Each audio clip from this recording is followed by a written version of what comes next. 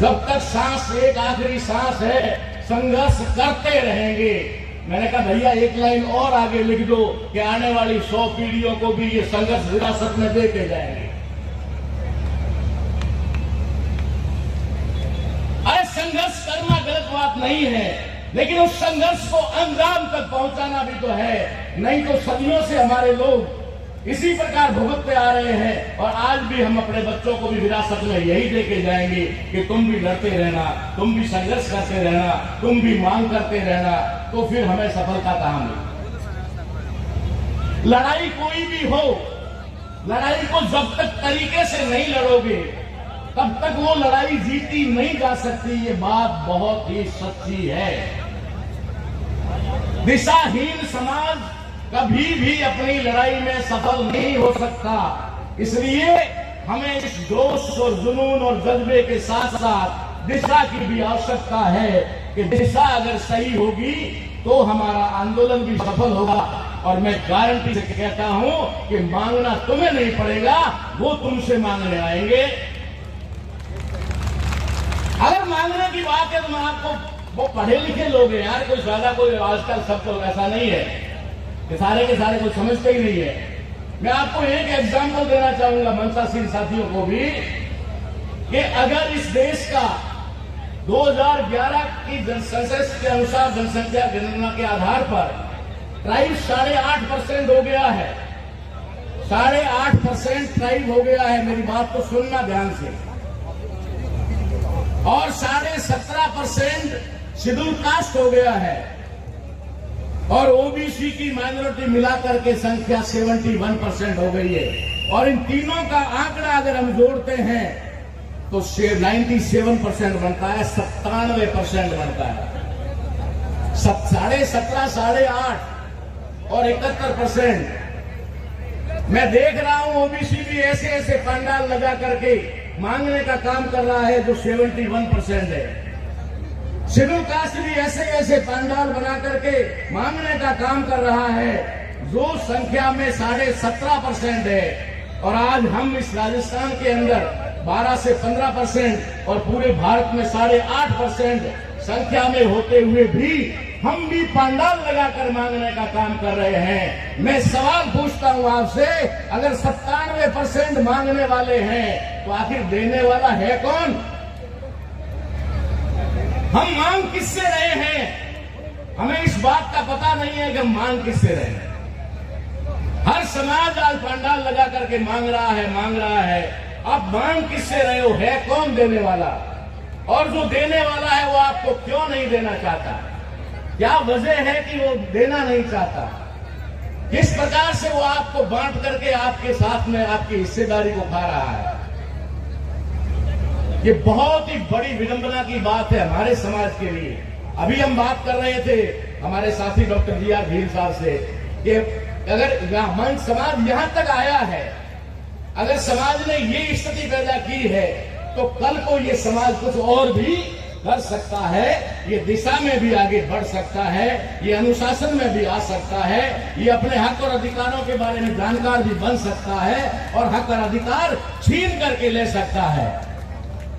साथियों, मांगने से सिर्फ भीख मिलती है और वो भी देने वाले पर निर्भर करती है कि देने वाला 1 रुपया दे, चवन्नी दे, धक्का दे, आगे बढ़ने के लिए कहे, वो उसकी मर्जी पर है। आप नहीं कह सकते मुझे 200 का नोट दे, मैं नहीं कह सकता कि 500 का नोट दो। जो मांगने का काम करते हैं वो देने वाले पर निर्भर होते हैं। देने वाला चाहे तो दे, चाहे तो ना दे। हमें मांगने वाला नहीं, हमें तो छीनने वाला बनना है। जो अधिकार हमारे उन लोगों ने हमसे छीने, षड्यंत्र करके छीने, हम लोगों को जातियों में बांट करके छीना, उन सारे अधिकारों को हमें उनसे छीनना है। और छीनने के लिए जो आज की आपकी ताकत दिखाई दे रही है, ये ताकत जरूर कुछ कमाल कर सकती है। हमें अब छीनना पड़ेगा। मांगते मांगते तो इस तथाकथित आजादी में 70 साल गुजर गए। 70 सालों में हमने मांगने से किसी ने नहीं दिया, तो अब हमें छीनना पड़ेगा। और उन लोगों से जिनसे हम मांग रहे थे, उनको मांगने वालों की लाइन में खड़ा करना पड़ेगा कि अब तेरे को देंगे, कितना देना कितना नहीं देना हम तय करेंगे। आज भी लोग हमारे संविधान के ऊपर डाका डाल रहे, उन्होंने कोरोना काल का बहाना बना करके 100 से ज्यादा अमेंडमेंट संविधान के अंदर कर दिए। सारे सांसदों को घर पे बिठा